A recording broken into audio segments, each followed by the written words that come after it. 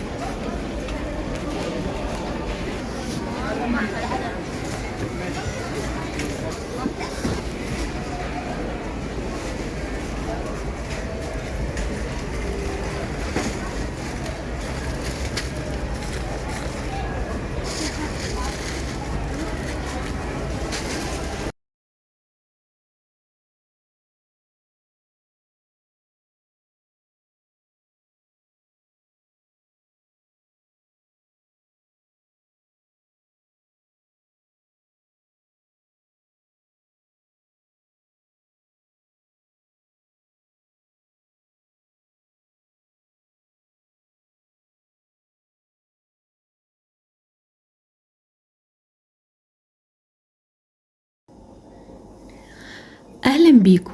النهاردة عملنا فيديو جديد من نوع جديد، اتمنى يكون عجبكم. لو بتحبوا النوع ده من الفيديوهات اكتبولي في التعليقات ونكتر منها الفترة اللي جاية.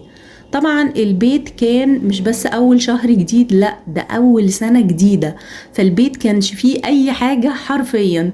فقلت اروح اجمع كل طلباتي او طلبات الشهر ده بس من مكان واحد، بدل ما اقعد انزل هنا وهنا وهنا. فرحنا على هايبر وان وجبنا كل احتياجاتنا للشهر ده.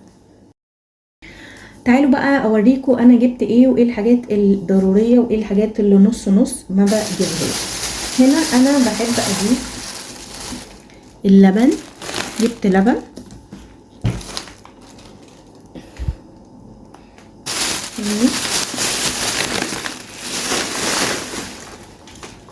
جبت هنا اللبن وبحبه يبقى متواجد عندي في البيت. بنشرب الصبح شاي بلبن في الفطار، بدخله في كيكة، بدخله في أكلة. يعني اللبن من الحاجات الأساسية في البيت لا غنى عنها. إذا قدرتي تجيبي، في ساعات بيبقوا كمان عاملين على كذا عبوة مع بعض عروض، فانتي ممكن تستغلي النقطة دي.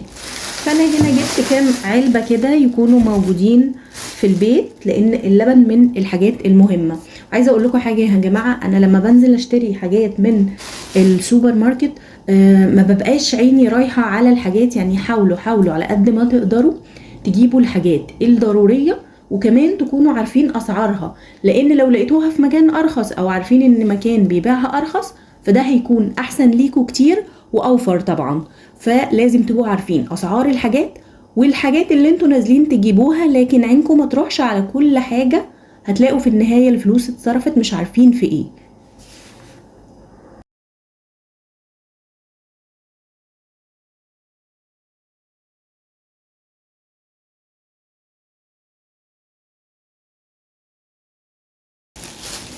طبعا احتاجناهم يعني تحت العجز، يعني لو احتاجنا اكتر بنجيب، لو ما احتاجناش بيكفوا. مش كلنا بنحب اللبن. ما اقولش.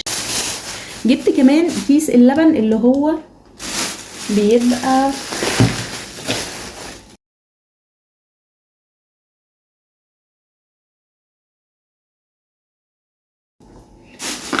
بحب كمان اجيب كيس اللبن ده اللي هو بخيره.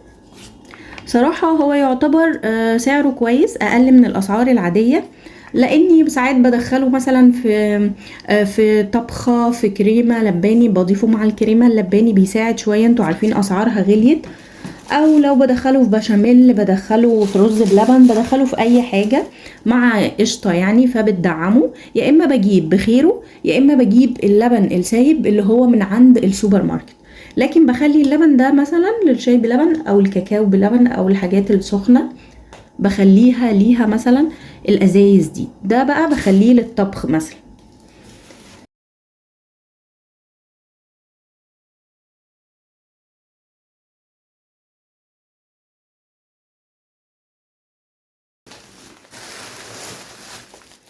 برضو عايزه اقول لكم بقى، انتوا دايما بتشوفوا عندي في القناه المخبوزات والحلويات والحاجات دي والكيكات. عايزه اقول لكم ايه انواع الدقيق اللي انا بستعملها، لعل وعسى حد حابب يعرف.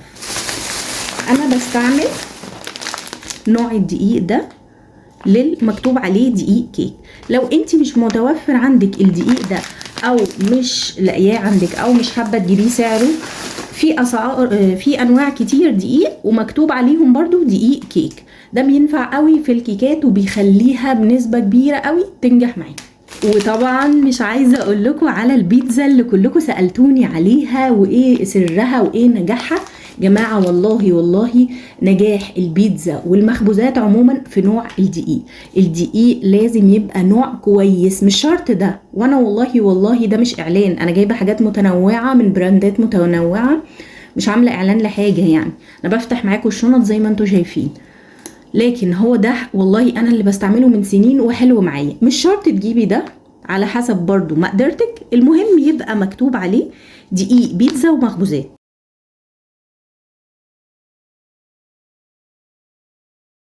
اللي راح هايبر عارف كويس ان الرز بلبن ده طعمه حكاية. انا عن نفسي والله انا شايفة بتاع البيت، وكمان مش اللي انا بعمله، اختي بقى عليها اطباق رز بلبن والله تحفة. انا واخدة عن نفسي الطريقة منها، وتحسيه كريمي كده وبالقشطة. بس صراحة الرز بلبن ده حلو قوي، جربوه. المكرونة انا بحب، جبت هنا المكرونه سباكيتي بحبها وجايبه منها كيلو. في الاكياس اللي هي 400 جرام دي صراحه مش بتكفي قوي، فممكن استعمل 500 جرام. فممكن بجيب كيلو عشان برضو يوفر معايا في السعر، واقسمه على مرتين. لكن لو جبت الاكياس ال 400 جرام الحجم كل ما زاد كل ما سعره وفر معايا. فممكن تجيبي كيس زي ده تقسميه على مرتين، او على حسب حجم الاسره بتاعتك بتتكلفي قد ايه. وحوا نوع حلو قوي برضو في المكرونات. وبرضو جبت المكرونه الصغيره دي.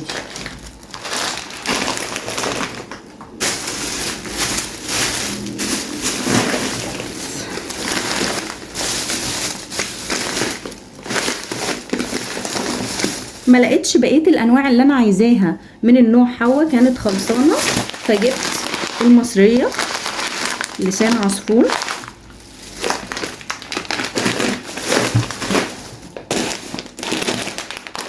وطبعا مكرونه البشاميل. صدقوا ان انا بقالي بتاع سنه ونص معاكم هنا على اليوتيوب ولسه ما عملناش البشاميل. عملنا مع بعض اللازانيا وعملنا باستات كتير، بس لسه ما عملناش البشاميل. هعمله قريب والله كريمي وخطيره. وعلى فكره من غير 3 كيلو موتزاريلا وشيدر وجبنه كريمي، من غير اي حاجه. وطبعا لا غنى عن البقسماط، فانا بجيبه سواء للبفتيك، للبانيه، كفته مقليه، اي حاجه بنحتاج لها بقسماط مطحون. بصوا بقى الزبدة، انا صراحة مش بحب اجيب الزبدة المهدرجة.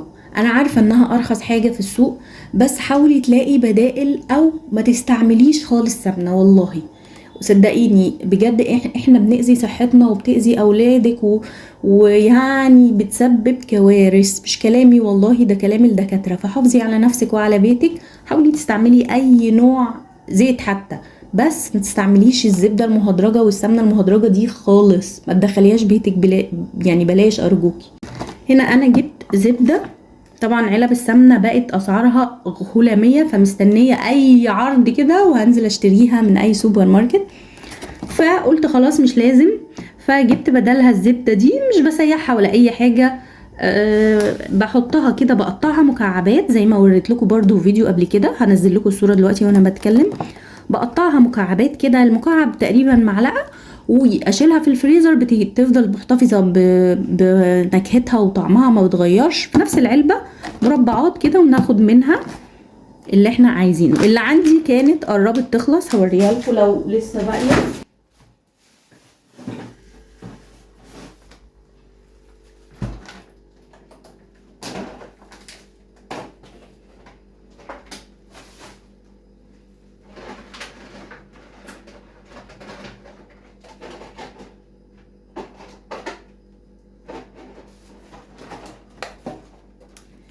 اهي دي اللي كانت عندي وكنت مقطعاها قبلها. بصوا لسه مطلعاها من الفريزر.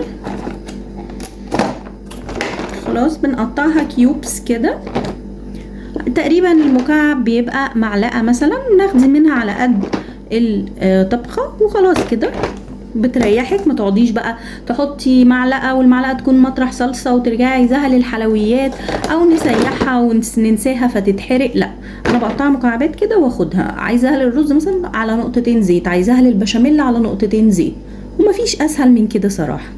فدي كده خلصت. انا بعملها بنفس الطريقة دي، بقطعها مكعبات وابتدي احطها، ما بسيبهاش كده، واحطها في الفريزر واسحب منها زي ما انا عايزة.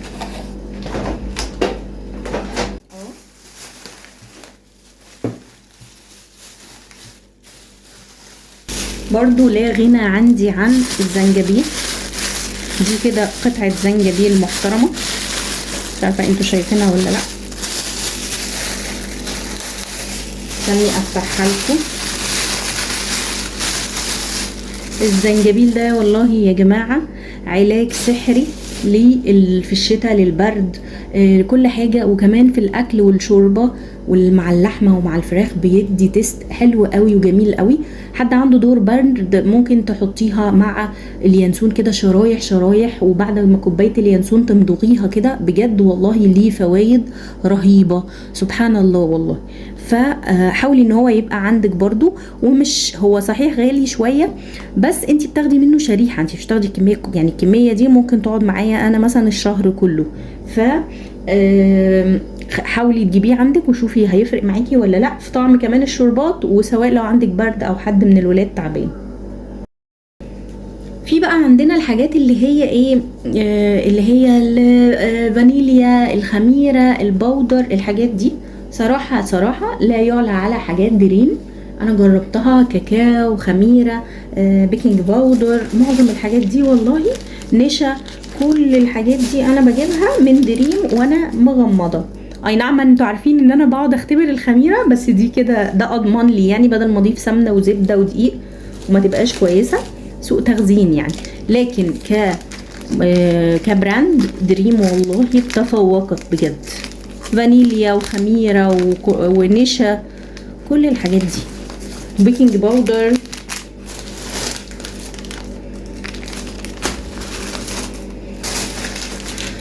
البرجر الخطير لازم خلطة البرجر، البيتزا لازم، السوسيس. يمكن السوسيس هو من ضمن الحاجات اللي غير صحية في الموضوع، بس معلش انا بعمله ممكن مرة واحدة في الشهر، يعني مش بستعمله الاستعمالات الاوفر يعني. دي كلها بقى الفانيليا والحاجات دي. جبنا برضو لانشون كده. اللانشون مش صحي ومضر، وانا ما بقالي سنين ما اكلتوش، بس هي نفسي راحت له كده، تغيير اكل، الواحد بيزهق من الفطار كل يوم. ودي مره مثلا باكله كل مره كل 6 شهور مثلا. الجبنه بقى الرومي بتاعه هايبر بجد خطيره حلوه قوي، فحاولوا تدوقوها وتجربوها لو انتوا بتحبوها. الزبادي مهم كل شهر لينا، بس انا ما جبتوش ليه؟ اولا عشان انا بنساه، يعني انا للاسف بسيبه في التلاجة وهو مش خفيف على قلبي كده، مش حاجه بحس انه يعني بيني وبينه مفيش عمار، فبفضل سايباه في التلاجة للاسف صلاحيته بتبوظ. فانا قلت هبقى اجيب على القد عشان خساره. بس بقى اللي لقيته بقى وبقالي فتره بجيبه كل فين وفين كده اما يبقى ليا مزاج، اختي برضو اللي قالت لي عليه، حاسه اختي دي عليها ما بتفكرنيش غير بالحاجات الحلوه كده اللي تبسطك. زبادي يوناني. الزبادي اليوناني يا بنات ويا ستات حلو جدا لصحتكم، دي حاجه. 2 طعمه حلو قوي، اكنك بتاكلي حاجه حلوه، مش بتاكلي زبادي متقدره ان هو عشان صحي او عشان عيانه او حاجه. طعمه حلو والنكهات بتاعته حلوه، يعني توت فراوله مش يعني حلو صراحه، وكمان صحي اكتر من الزبادي العادي. حاولوا تجيبوه، انا عارفه ان هو غالي.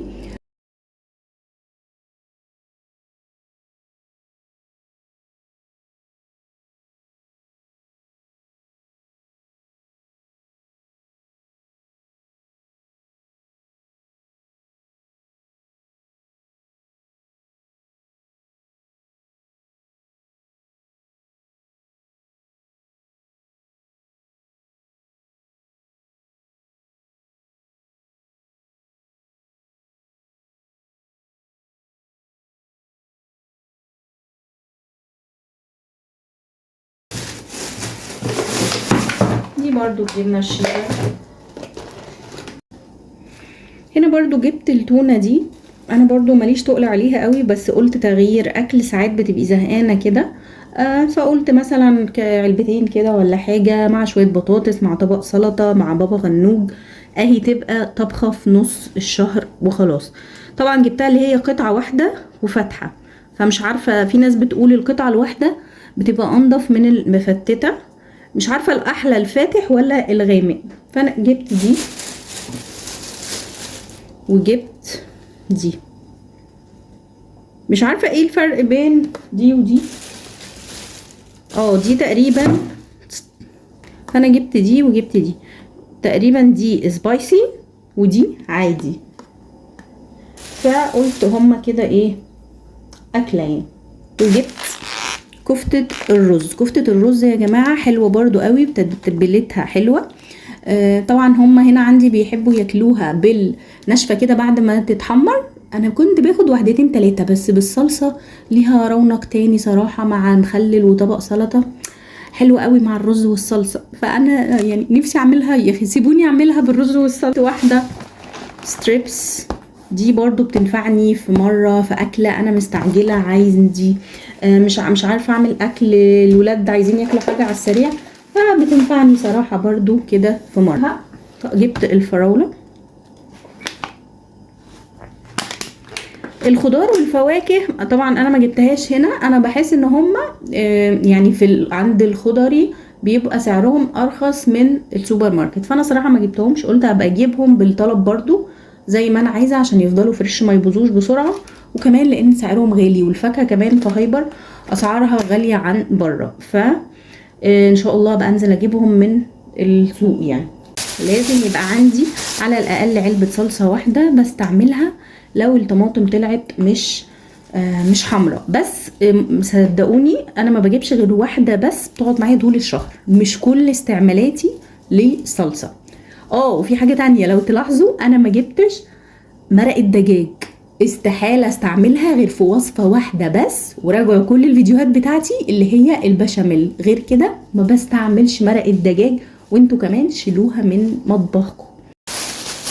وبس كده. استنوا لقيت حاجة بعد كل ده بقى، قلت اكافئ نفسي قصاد تحديات وصعوبات الامتحانات، فحسيت ان انا مكتئبة، فقلت لازم اختم الطلبات واختم اليوم، وطبعا ما يتختمش كده، فقلت اجيب لنفسي حاجة حلوة، فما لقيتش احلى من مورو. ودي كانت طلباتنا. انا بحاول اجيب الحاجات زي ما قلت لكم الاساسيه، ما بروحش اجيب حلويات كتيره، ما بروحش اجيب حاجات ملهاش لازمه، ما بروحش بجيب حاجات محفوظه. الشاي والصوص والحاجات دي جبناها برضو. صوص البرجر مثلا، الشاي، الكاتشب، المايونيز، دي الحاجات الأساسية ودي الحاجات اللي لازم تبقى موجودة في بيتك. سيبك من المغلفات والمعلبات والمحفوظات واللحوم المصنعة، مش كتير ما تجيبيهاش، فعشان كده ما تجيبيهاش كتير. هما تقريبا دي الحاجات اللي جبتها، مع ممكن لحمة مفرومة ولحمة عادية كده. صراحة اللحمة فايبر بتبقى حلوة بس بتبقى غالية شوية. فده كان سوري، ده كان الفيديو بتاعنا النهارده. ولو عجبكم الفيديو وعجبتكم نوع الفيديوهات دي، يا ريت تكتبوا لي في التعليقات عشان اعرف انتوا بتحبوا ايه وما بتحبوش ايه، واكتر من الفيديوهات اللي انتوا بتحبوها. لو عايزين كمان تعرفوا اسعار حاجه، الفراوله تقريبا كانت ب50 جنيه. الكفته سعر الكيلو 300 جنيه، لا سعر الكيلو 260. بس الطبق ما بيبقاش كيلو، بيبقى كيلو الا ربع او حاجه. ايه تاني مش فاكره عشان اقول لكم. الدقيق في واحد ب50 او بحاجه و50، وحاجه واحد بحاجه و60.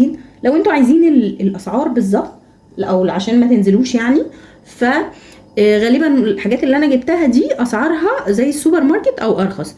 الحاجات اللي مش موجوده مثلا الرز وكده، بره في محل بيبيعوا كده جمله بيبيعوا ارخص. فهي دي الحاجات اللي انا جبتها. لازم يبقى في بيتك لبن، زبادي، جبنه، يعني لو في مقدورتك. مش في مقدورتك الله يعينك ويبعتلك رزقك يا رب لحد عندك.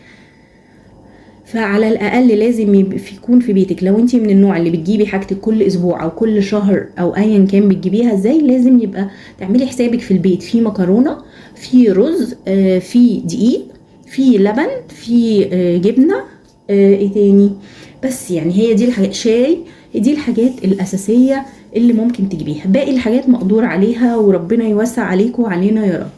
وهقول لكم تاني، ما تنسوش تقولوا لي في التعليقات عجبكم الفيديو ولا مش عايزين، ونبتدي نعمل وصفات واكلات جديده قبل شهر رمضان. انا رغيت كتير قوي، مش عارفه اخد نفسي. هلم طبعا الحاجات دي اشيلها وارتبها، واعمل احاول افكر لكم كده في وصفه جديده نعمل بيها. استنوا، نسيت حاجه.